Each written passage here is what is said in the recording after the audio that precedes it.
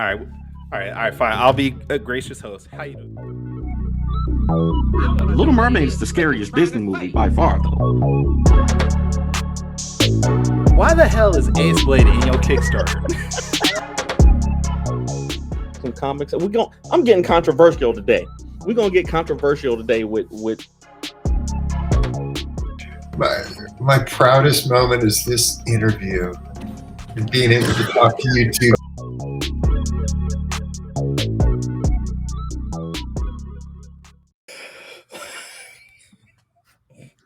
What's funny? What is it? I'm laughing at the message that we just did.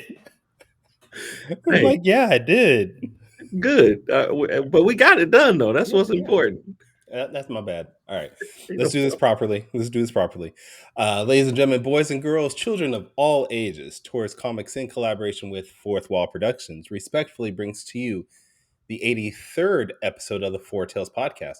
I'm your host, Kyron Silva from Taurus Comics. Across the way is a Violet Stringer of Ace Blade, Danny J. Quick, and together we are your 2 award-winning Blurred comic creators, here to help you find your next favorite comic. We are live on Facebook, Twitter, I'm not calling it X, YouTube, and Twitch. So if you are listening or watching us live, thank you for being part of this, because all your interactions help us reach a bigger and brighter audience. But don't forget to like, subscribe, and review this show so we can, reach out to new people. Now, if you want to support us financially, go to our website, fourtalespodcast.com, buy some merchandise, buy some coffee, do what you can, because we do this for free, but, we'd like to be compensated a little bit for that. I just realized I have my Bluetooth still in. Fish Lee is in the building. No, you did not miss the show. We actually are doing a special time because our guest requested it, and Danny was like, okay, I will miss out spending time with my family again. That's not even how this happened at all. Our guest said, can we do it at 11? And I said, yes, I've been trying to tell Kyron for months that we should move the time of the show. And, here we are. So, and literally you say that, and then I say, okay, what time works best for you, Danny? And you never say anything. 10 a.m. 10 a.m. works best for me. That's the time that we do it. So but I'm willing to change it to any other time, though. I'm just being honest. 10 a.m. works best for me, but I'll be willing to change it. Anyways, accommodate my co-hosts and our guests. Fish says he saw you on live on TikTok, and the time zone got me messed up. Oh, so you saw Danny, but you didn't see me live? Wait, what? We were both live. We were live together. Cool. You're right, Marvin. West Coast for life. That's right. Don't be throwing up gang signs on the show. We're trying to get sponsors. Can't be doing that. Oh, wait, hold on. I used to be able to throw up the blood symbol with my hands, but arthritis got me kicking my ass right now. Let's not do that. I'm just telling the truth. I used to be able to throw up the blood sign. Let's not get demonetized on YouTube for this already. All right, my bad. All right, Mr. Quick, how's your week, dude? Doing pretty good, brother. How you been, man? I got some good comic books this week. Hope you did. I did. I got this amazing comic book called Ka, the Mighty Cro-Magnon. Yes. Fantastic series. I don't think I have my copy. I got mine too this week. Okay. I'm gonna do a YouTube. a TikTok. I got a couple of them, but I did go to the comic book store. I got number 1. Okay. Number 1. I got the Creed book. Wait, there was a Creed comic? See that? I didn't even realize that. Yeah, Creed the Next Round. It's about his it's I want to say 6 years after the events of the last movie. And then I was also told that I should pick this up. Superman: The Last Days of Lex Luthor. Okay.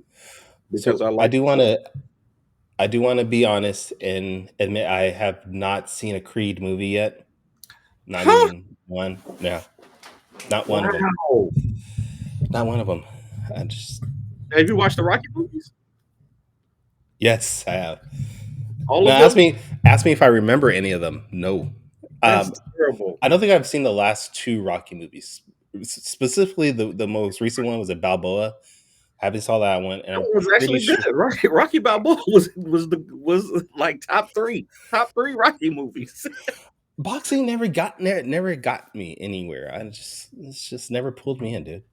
That's I why don't he's a know. Kings fan. Anyways, would you like to introduce? Whoa! What? Would you like to introduce our guest because you Whoa! cannot disrespect the Rocky and Creed movies. That's your assignment for this week. You had cinnamon life cereal last week. This is gonna be your assignment this week. Watch all of the Rocky and Creed movies. Okay, I'll do that while I cry about my Kickstarter. So, all right. Okay. Um. Speaking of Kickstarter, we have a wonderful guest coming on. If you would like to introduce her. No, go ahead. You already started, so go ahead. No. You got the No, whole thing. no, All right. no. Go So, ahead. um, ladies and gentlemen, boys and girls, children of all ages, the one and only Catherine Calamia is How's it going, guys? doing good, man. How are you? It's good to see you. Wait, Doing Rocky had well. pet turtles? When did this happen? What pet turtles? Fish yeah. says Rocky has pet turtles. Yeah, exactly. Yeah, I don't remember anything about the Rocky movies. I'm sorry, y'all. That's a running thing. Pray for Kyron. Hey, Cat, how you been? Hi, I'm doing Kat. well. I've seen at least one Creed movie, so I'll give myself Okay, I'll just leave. You're doing better than Kyron. Then that's just a mess. Man, The last one was good. I watched just the third one. I didn't need to watch the other two, and I Yeah. knew what was going on. So okay, Yeah. can I say one of the bigger reasons why I didn't watch the Creed movies because I didn't want my wife seeing Michael B. Jordan half naked, sweating and glistening. that's understandable. I just felt like she'd look at me and be like, "Damn it." Just say it. We can all admire Michael B. Jordan. Oh, trust me, I do. I'd be like, damn that man. And it was a solid movie too. So I just think you should check it out. But welcome to the show, Kat. Would you give us a quick introduction for our viewers and tell them who you are, what you're doing, how long you've been doing comics, and all that good stuff? I've been doing comics for a long time. I want to say 5+ years writing them. And then I started with doing YouTube videos, being a comic book critic. I wrote for places like IGN, DC Comics, and Newsarama, Read Pop's Pop First. So I did a lot of journalism in the past. But you guys probably know me most by doing Kickstarters. I've been on the Kickstarter Council. I've worked on books like Fall Like Daughter, The Dancer, Slice of Life. And currently, we have a pretty big Kickstarter on the platform, Beast and Snow, which is by far one of our best Kickstarters. Our best Kickstarter date was by Visibility, which had 1,300 backers in its whole span. And now Beast and Snow has been live for like 5 days, and we're at 1,000, almost 100 backers. So it's doing pretty well. 1,078 exactly at this moment. So Yep. congrats on that. Thank you. Amazing work. So what got you into comics? Like, what was there a specific comic book? Was there a series that you saw on movie, TV? Like, what's got you saying, I want to be a part of this crazy world that we call comic books? I feel like it's a little bit of everything. My dad was really into comics when I was younger, so he would like read Superman comics to me, DC books. And then in second grade, I watched the Spider-Man movie for the first time, and I was like, oh my God, this is amazing. I want to read more. So I picked up my own Spider-Man books. Like my dad would go on eBay and he'd buy his DC books, and I'd buy Spider-Man. Then, the cartoons influenced me. X-Men Evolution, also Batman the Animated Series. And I would say 4th, 5th grade, I go to the comic book store, pick up backup issues. And then like 8th grade, I got a pull list and never looked back. And I've been reading comics weekly since then. Okay, I just feel really old because she said in second I grade, the know. Spider-Man movie came out. And I'm thinking that was 2002. It was 2002. I'm 28, was... and that came out in second grade for me. Son of a mother. That's wild. I'm like, I was an adult when that came out. I just got a pull list for the first time like 2 years ago because Oh damn, that's cool though. Start whenever. I mean, it's cool, but shoot, like there's so many people like Kyron and Javon who is always in our comments. And I think you recently just met Javon at Grifficon, and they're like always talking about reading comics for a long time and going to the comic book stores, and I'm like I feel like a rookie in the game. I've been making comic books just as long as I've been reading comics, so it's crazy. It doesn't matter when you start, right? Just gotta start at some point. Absolutely. So I know you. I know you from our shared experiences with a previous publisher at Short Fuse, That's where I ran into Like Father Like Daughter, which became one of my favorite series, and then also They Call Her Dancer. We actually met at Baltimore Comic Con a few years ago, We and did. that's when I coined the phrase cat mode. Uh, I'm sorry. And Wait, I what? love it. I'm gonna use it on my resume, I promise. Wait. Okay. Wait. What is cat mode? Because I'm not so familiar with this. cat mode is so I don't know. Listen, we everybody has different styles when they go to conventions of selling and interacting with people. Yes, mine's is the please buy my book. Show pity for me. Please buy my book. Cat mode is this like eighth gear that Cat goes into when it's time to sell comic books. She is an amazing salesperson. She just jumps in and kills it. I want to say like 80% of the sales that we got that weekend were because were because of her. And Damn. we sold a lot of books that weekend too. Okay. Cat was there, Daniel Calvin, Morgan Iverson, Sean Mack was there. Damn. Just Um, name dropping like Good crazy weekend. here. Yeah, it was a good weekend. it was a good weekend, and I coined the term cat mode that weekend because I was like, I need to be able to do that. I need to be able to get into this kind of gear. Where did that like the salesmanship come from? Like, how did you develop that kind of thing? That's a good question. Like I said, I bought a lot of comics on eBay, so I feel like maybe that was the start of it all. But yeah, I think it's just for the passion of comics. I really love them. So when I'm starting to sell, I want to give that passion to as many people as possible and kind of just go in that gear and try to be as friendly as possible and just try to talk about comics and what I love in a passionate way, and a lot of times it works, and I'm happy I could be a good salesman because it kind of helps it helps the comic side and the writing side to get people to buy on both like Kickstarter and in person. For sure, for sure. Now, on your current Kickstarter, you're working with or with Phil Falco. Is that Yeah. how big is it to have a partner to help you in situations with making a Kickstarter, producing it, marketing? Like, how big is it to have other people just be there with you to help support it? So big. Yeah, I started teaming up with Phil. He's my business partner about 2 years ago, I want to say, maybe like a year and a half ago. And he had his book Haunting, and I guess backtracking, we were friends in college. Like I had a mutual friend that he went to grammar school with, and she invited him to go have lunch.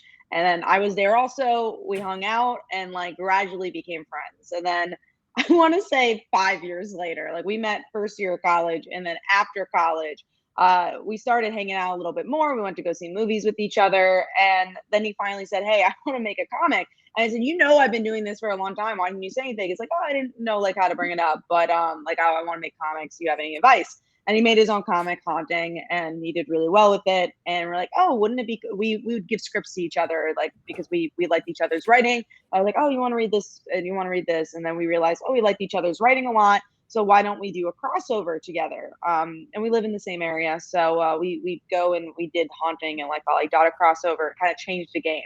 It was the quickest script we ever wrote, and it was just so much fun to write together. So we're like, oh, we really want to do a webtoon. Let's write Slice of Life together. That could be like our next project and do a webtoon. And then we realized like this is something magical. We should do most of our comics. We still have our solo books and we still work on some of our solo projects, but for the most part, we work together. Like Beast and Snow, we co-wrote, and yeah, the rest is history. And going back to your answer, your question of how it's a game changer. It really is a game changer because you have another person to bounce stuff off of. You have another person that can help you out. The reason we're able to release like a monthly Kickstarter is because there's two of us. I don't think we'd be able to do it if there's one. But like one of us could be creating the page, the other person could be, going on a podcast. So it's very helpful to have two people. All right. All right, Yes. Danny, you can join Taurus Comics if you want and help me out. Absolutely. I've been trying to get on for 2 years now. Why do you think I do this show? I don't know. No, what's the saying? They say many hands make light work. So that's absolutely wonderful. And me and Morgan and Kyron and we all chip in and work together on projects, and that absolutely helps to be able to have somebody to at least bounce ideas off of, and that can give you an honest critique on things. So absolutely, teamwork makes the dream work. I totally agree. I thought you were leading Yeah. into something with that statement. I thought it was going to be a You know, question following that. you have been working. We've been doing this podcast long enough that I'm just going to drop off at certain Yeah, points. that's true. All right. I'm just going to say stuff, and it's just going to end right there. You should know by now. Okay, then let's talk about your current Kickstarter, The Beast in Snow #1. What is it all about? Who would like that? Give us all the details that you can without spoiling anything. Danny wants you to spoil the entire book. I'm not gonna let you do that. So Yeah. I already backed it, so Thank you. it doesn't matter. I'm in there. Yeah, no spoilers, but it's about it. We wanted to do a retelling of Beauty and the Beast and Snow White, and we wanted to tell a queer story because we have a fan base for that. So we're like, oh, why not tell a queer narrative? And why not throw in some werewolves and vampires? And we wanted to do a not safe for work book. They tend to do very well on Kickstarter, if I'm being completely honest. But we also wanted to tell a not safe for work book that has a story. That was a big part of what we wanted to do because that's our brand. We love character driven stories. So we wanted to do a Game of Thrones kind of styled narrative. So it's not just like sex for the sake of having sex, but it's I love how you it's said that right when I scrolled to this part of this. and, there's a story to it. But yeah, it's really reliant to their characters, and as you read it, you'll see what their narrative's about. But yeah, we want to tell a character driven, sex driven story. And we love the art. We love the storytelling here. And yeah, it's cool that we got to write a fantasy book too, because I'm actually not usually a huge fantasy fan. So I wanted to challenge myself and be like, how can I tell a fantasy story that I'd actually like? Of course, it's very grounded, and like I said, it's very much about how these characters navigate with each other, but mostly Snow. She's kind of the main character of this issue. So she is a people pleaser, and she died being a people pleaser. Now that she's a vampire, she doesn't want to be a people pleaser anymore. But of course, sometimes you can't turn that off, and that's a big part of the story. But yeah, that's all I could say from the plot before I spoil anything. But yeah, that's kind of how it came to fruition. We wanted to tell a public domain story. We're like, why not Beauty and Beast and Snow White? We saw what does well on Kickstarter, and we're like, well, how can we make a story that does well on Kickstarter and make it our own, and make a universe that we really like? And that's how it came about. And it was a fun challenge because a lot of times we'll start with maybe like a character. We're like, oh, I really want to tell this type of character. This time we started with like, no, we want to tell this type of story, this type of plot, and kind of work backwards. Nice.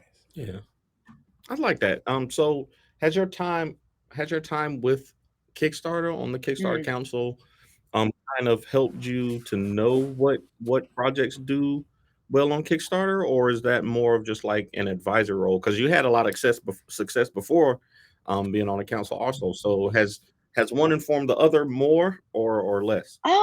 I think the advisory council informed differently. It was definitely more about like the nitty gritty of Kickstarter, of like how Kickstarter works and how do you improve the platform as just a user or just as a creator. So I don't know if it was very much of like, oh, this is what these projects do really well on Kickstarter. We didn't really talk about that, but I would say, yeah, being a consultant really helped, and also just seeing what is on Kickstarter. I think if you ever want to be a successful Kickstarter creator or successful in anything, look at what the landscape is. You look at what does well and why did it do well, and what does badly and why that did badly. And I think that really helps you overall. And being a consultant really helps to be like, okay, this person did this, and this is how they turned out if they changed this or they did this. So and these type of stories sell really well on Kickstarter, but this type of story could sell well on Kickstarter if you did this. Like honestly, I always say this: superheroes are really, really hard to sell on Kickstarter, just because you have a whole market. Marvel and DC, they tend not to go to Kickstarter for superheroes, but it depends on how you have. Depends on your thumbnail, depends on your art, depends on how you sell that superhero book. Because like File Like Daughter, like I didn't expect to get like 500 backers on that last campaign. I was like, okay, it's gonna get like 400 backers or 300 backers, and it blew it out of the water. Like it did really, really well because we had a good thumbnail. Obviously, it's I think it's a good story, and yeah, it's just a way you promote yourself. I say you could have any product, but if you promote it correctly, like you could you can make gangbusters of numbers. So but yeah, also just kind of see what are the trends of what does well in Kickstarter, and that'll help you as well. I realized something you said earlier made a lot of sense to me too. You were talking about doing an NSFW book, but not but having story involved, right? So Right. I back a lot of Kickstarters, but I've never backed a not safe for work book before. I got small children in the Mm, house, you right. know, family super religious and stuff like that. So I've never backed one. This is actually the first one that I've backed. And I Thank you. know that it's because I trust you as a storyteller. I know that you're a great writer first and foremost. And then also, like you said, it's public domain. Those are the characters that I know. And then I know it's just not gratuitous just for the sake of you know what I'm saying. So um all of those factors went into my decision to actually back this book. So yeah, kudos to you and the team, man. I think it's great. Now, No, thank you. That means a lot. what Danny didn't also mention is that he backed it on his second account, so his wife can't see that he backed it. So she'll, And he had it sent to Morgan's house, so that way he doesn't come here.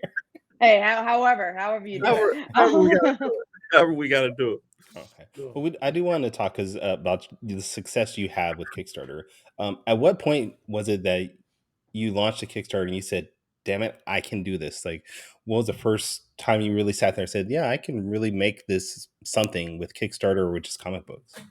I think there was multiple times. I think the first time individually where I was like, "Oh, this is doing really well," was actually the dancer she won. We had a really good thumbnail for that one, and that we made like 500 backers, and I was first time I made 500 backers. I was like, "Oh, okay, this could be really cool." And then I think the next step was by visibility, where I made a bisexual anthology, and that again got like 1,300 backers, and that really like changed my whole career. Of oh, first of all, we did more queer comics, but also I mean, having 1,300 backer campaign was kind of crazy, and put myself on the radar of Kickstarter. So, and being friendly with the people of Kickstarter, which really, really helped.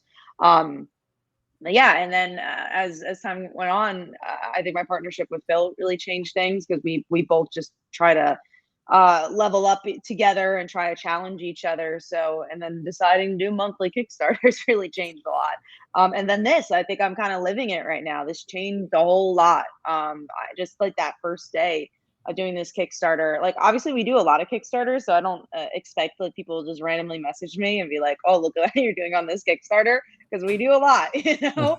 But this one in particular, there's a lot of people messaged, and I was like, "Oh wow, okay." A lot of people are seeing this, and sometimes you work in a bubble a lot. And it was lucky enough that I did a couple of panels at San Diego. I did a panel with Jimmy Palmiotti and Brian Polito, and I think that like it gave like, oh my, this is legit. And I having that panel and then a week later launching this, it's just been kind of a roller coaster, to be honest. So you got a little bit of rub from the Palmati's and all those. Okay, I need to be on more panels, is what I'm hearing. That's Yeah, no, panels definitely help. It helps bring community, I definitely recommend it. Lucky enough, I've been invited to a lot of these panels, but I think now being invited on the panels, we're like, oh, maybe we should like actually try putting some panels together too. So maybe we'll do that next year with our long schedule. But no, I've been really grateful that Kickstarter's invited me to do stuff. I did a signing there on at their booth, which was really cool. But then also just making friends in this community. One of the other panels I did was for a queer anthology, and we all just kind of became friends over the years, and it was just a wonderful panel to do that. So yeah, I think all the small things kind of bring big things, and yeah, it's again, it's been a roller coaster ride. Sorry, Danny's like staring off into space and it's throwing me off. I don't know if No, he's frozen or not. So, I was looking at the Kickstarter page actually, but oh, but okay. man, Hey, a good thing to be looking at. journey, man. The whole journey has just been great. Like it's great to see creators, kind of I have this whole philosophy from years ago to build what lateral horizontally instead of vertically. So For sure. yes, yes, it's always good to, reach up to celebrities and things like that to build with and try to connect with. But most of the people that we are going to be working with are, right here on the same level with us. So it's great to see, you and Phil just working together and doing different things. And I've seen your vacation pics, and like I saw, I want to say I saw, y'all went to the well, that's gonna be part of my quick takes, but Okay. the Michael Jordan picture that you took, I was like, okay, that's kind of cool. Even though I'm a LeBron James guy, I love Mike too, so that's cool. That's awesome. Yeah, I'm just Uh, off the heels of watching The Last Dance, so I was just like, I gotta go. yeah, Oh, that's good. I yeah, gotta go and go to. And we treated ourselves because like, oh, we'll always go to Comic Cons and we always should be like really cheap about it and go to like McDonald's or something. And we're like, no, let's actually treat ourselves and like go somewhere nice. And when's the next opportunity to go to the Michael Jordan restaurant? So we took the opportunity right. to do that. So we know that you're killing it right now with Beast and Snow, but can you give us any information as far as upcoming projects that we should maybe be on the lookout for? On Yeah. So right after this, we are following up with our ongoing books. Phil is going to be launching his Haunting series, so that's a series that he writes on his own. And then I am finishing up The Dancer. It's been a long time coming, so this is the last issue of The Dancer. It's funny because the Like Valley Daughter I was able to promote it as like it's the grand finale, but I do plan on continuing that in a different way and just doing another series. But those characters, if you read issue 8, you'll find out why why I'm kind of changing stuff up for that one. But I said grand finale, Life All Daughter, but really it's just the grand finale of that origins. The Dancer is over. Like this is like the final for. I mean, you never know if I'll come back with it, but there's nothing in the works. There's no issue being done. This is the last issue of that book. So that's coming up. We have obviously more slice of life. Um, there's obviously going to be more Beast and Snow. We'll be working on that as well, and maybe stuff in that vein. But yeah, the thing to look forward to next is right after this, 2 weeks after Beast and Snow, we'll have Haunting and The Dancer. So we're really excited about that. 2 weeks. How are you able Yeah. to handle that right after? I know. We don't take a break. No, yeah, Yeah, that's true though. that's no, it doesn't sound like it. Like I'm No. drained right now doing my Kickstarter. I don't know how you can do it just right away. Yeah, we built it into our schedule where we like to do Kickstarters every so we take a 2 week break and then we do another Kickstarter. And what helps is like let's say The Dancer and Haunting. We have a lot of those assets already, so it's a pretty easy Kickstarter to put together. That book's been done for a really long time. So in Mhm. that regard, it's pretty easy to put together. And then our promotion is pretty similar every single time. So like this, we've like heavily promoted. Like we made a lot of flyers. We obviously went to San Diego. We're gonna go to FlameCon next weekend, which is a Comic Con in New York. And we'll be passing out flyers there. But for like a Dancer and Haunting, we're not gonna be making new flyers or anything. We're gonna, just be promoting the book in the way it is. So, we big campaigns like this, there's a lot of energy that goes into it because it's a new franchise. We had to get new banners. We had to like figure out, okay, what's the log line? A Dancer and Haunting, it's a little bit easier. So we try to schedule in a way where sometimes we do two in a month, which is kind of crazy. Well, we are technically because Haunting is on Phil's thing on mine's The Dancer. So I would say the hardest part is fulfillment. That's really the hardest part of doing so many Kickstarters, more than putting it together. Because again, having two people really helps.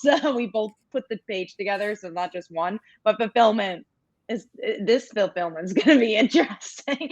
1,000 of those, yeah. Jeez. Yeah. yeah. All right. Fulfillment is always that thing. Yeah. Okay. Well, I do want to go to a non-comic related question real quick, because I know Danny's ready for his quick takes. But I saw recently that you went and saw Barbie and Yeah. Oppenheimer, Yes. and I want to know which one did you like better? That's tough because I think as just a fan, I like Barbie more because I had a more fun time with that. But Mm, I really, as a like film person, I really liked Oppenheimer. Like I just thought like I mean, they both are really good movies, and obviously, like Barbie is like a really fun visual film. But Oppenheimer, there's just so many like little things they did that you wouldn't notice. Like the way they deal with sound was really interesting. Obviously, the visuals. It was 3 hours, so maybe that was a notch down. No, it was a little long, but but am I the only yeah. one that's noticed a lot of movies recently have been extending their time more and more? Like it Oh used no, to be I've an hour noticed. and 45 minutes was a Yeah. long movie, and now we hope for a 2 hour movie. No, I definitely noticed. We go to we have AMC stubs, so we tend to go to the movies a lot because we're like we gotta make sure we're seeing the 2 movies a month to make it worth it. But we definitely noticed, and what's really fun about horror movies, because we really love horror movies, is that they tend not to be 2 hours. They tend to be like the hour and a half. We're like, thank God. Like we You don't saw. Yeah, you go don't want on. to see 3 hours of people getting slashed up, huh? That's what we do. I think if it was like, I think Halloween was about 3 hours, and that showed you Halloween the end. Maybe you don't need a 3 hour movie about Michael Myers. But no, we love slashers. We love all type of horror movies, and those tend to be a little shorter. We want to see that starts with T. Take something. Take me somewhere. Want to go see that movie. But then like some of the cartoons are short too. I think Teenage Mutant Ninja Turtles is short, and that's getting good reviews. I'd like to go see that. But because of this Kickstarter, we haven't had time. Yeah, Spider-Verse is very long, but that was the one movie Yes. where I was like, I wanted it to be long. Yeah, that's very true. That one was definitely worth the runtime. And Into the Spider-Verse is my favorite movie of all time. So I was very, very excited about that. And I don't tend to get very excited about movies. And even my friends are like, guys, we have to go see it. Like one of my friends was graduating the next day, and she's like, I know we got to go see this movie because Kat's not excited about movies very often. So let's go. She's been talking about this for a long time. I love I it. love it. All right. Yeah. You ready for quick takes? I Yeah, am. if I'm you are. ready. I'm ready. All right. So for those who are watching, if you don't know what quick takes are, quick takes is a rapid fire Q&A session where we grill our guests on the hard hitting questions of their Okay. past, future, and no, it's not that at all. But we're gonna have fun with it. All right, I'm ready, Kyron, whenever you are.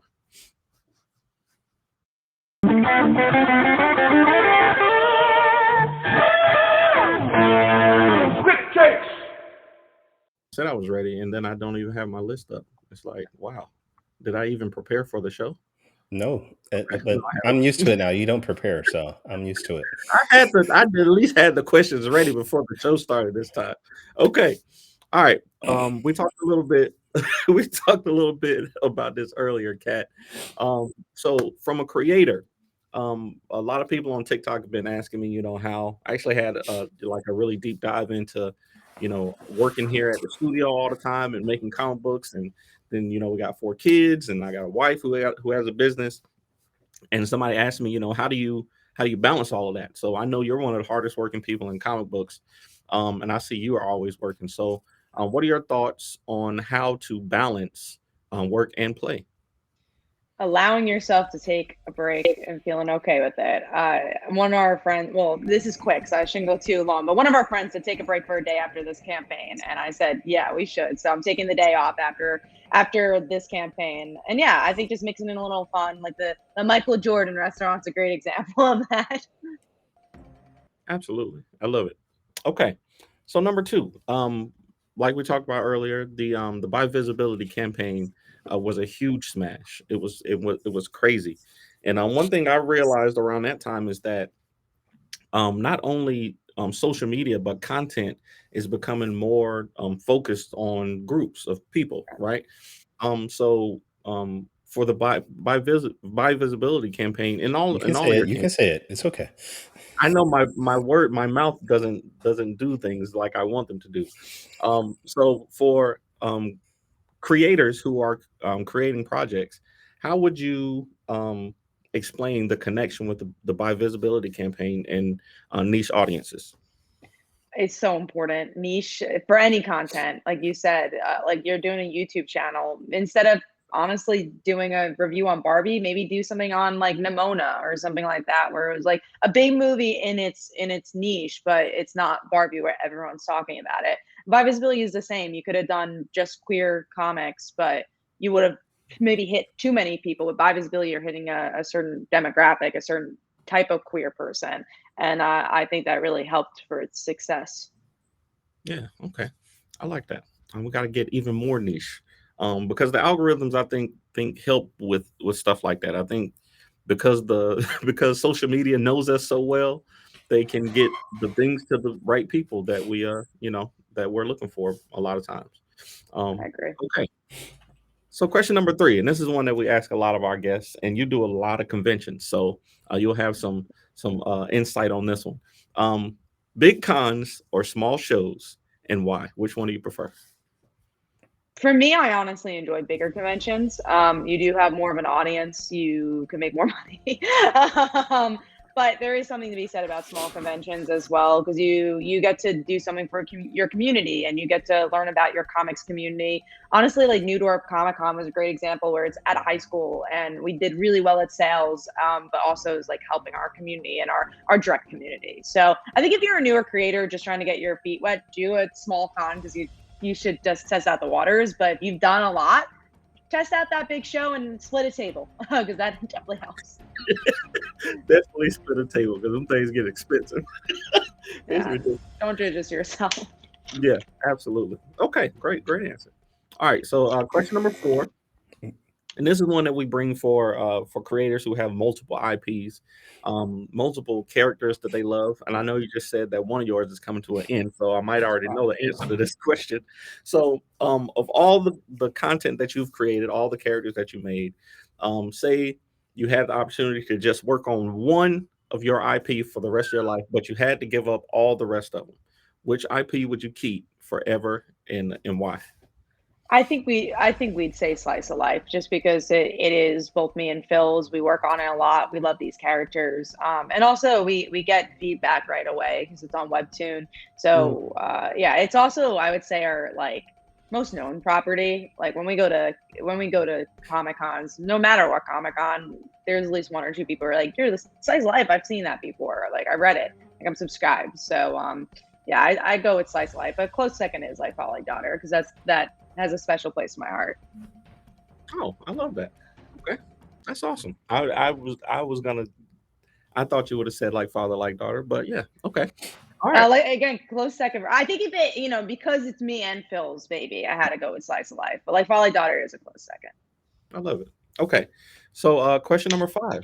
I do another. I keep saying that we do another show because Kyron is always in the comments. At least he's supporting. I I But watch y'all while I make dinner. That's what it is. right. So like it. we do a top 5 live where we usually ask where we do a top 5 list every week. So on this show I like to have our guests do a top 5 list off the top of their heads, and I know what your number 1 should probably be, but I'm going to ask you your top 5 crowdfunding sites. All right. Is there five? Number one obviously is Kickstarter. Number two, I think Zoop is an interesting place for sure. Number three, I know Crowdfunder is doing stuff. They're trying to. Well, I'll do number three, BackRocket. Number three should be BackRocket. Number four, I'll say is Crowdfunder. Um, Trying to think. I mean, I know there's Indiegogo, but I don't really want to put them on the It list. looks like you're fighting it so hard to not put them on Yeah, there. I don't really want to put Indiegogo on the list, but I guess if I have to, they're number five. Oh, I like that. I like so Zoop is coming up very quickly. I've Yeah. seen a lot of creators using that, and I thought about doing a campaign on there myself, to be honest. But I haven't really looked into the platform like that. I've only backed, I want to say, one project on there. So, They're but it's still relatively newer. I think if you're going to use Zoop, I recommend it for a project you kind of already did a Kickstarter for. So maybe like a Second Life type project where it's like, oh, why not like try and do a reprint of this or something? yeah. I think that's a good idea. Well, that's awesome. Well, thank you so much for doing our quick takes. Of course.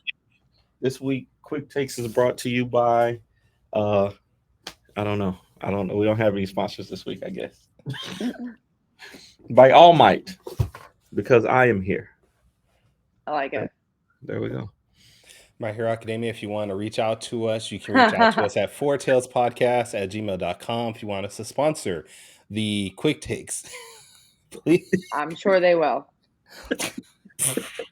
If you can make that happen, Kat, I'll give you a cut of whatever we get. Oh, I don't know if I can make it happen, Mulch. All right. Well, this has been a fun time. We appreciate you being up and doing this with us. We definitely want to make sure that people see and check out your book. So do you want to do one more shout out before we go, though, or one more Sales One more pitch. spiel. Yeah.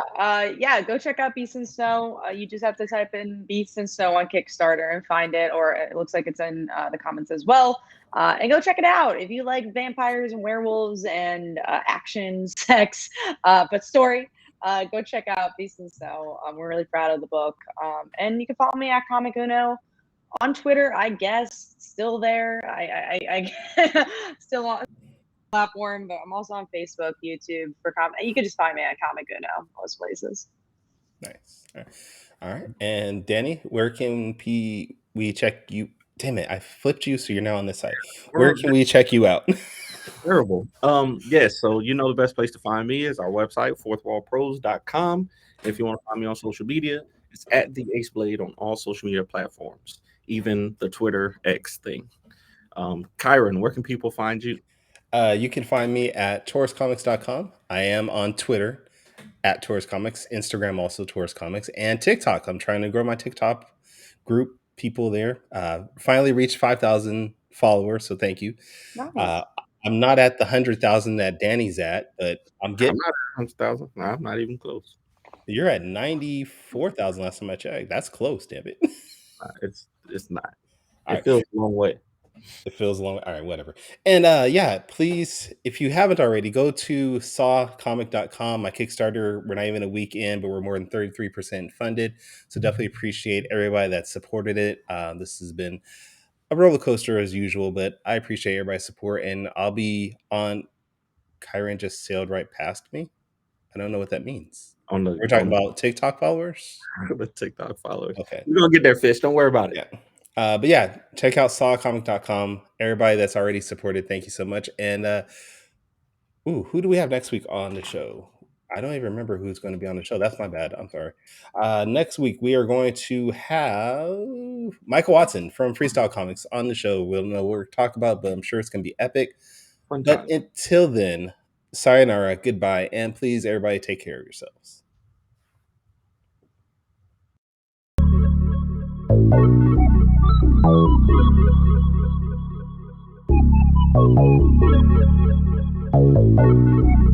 I want to know what it is Quick is trying to say.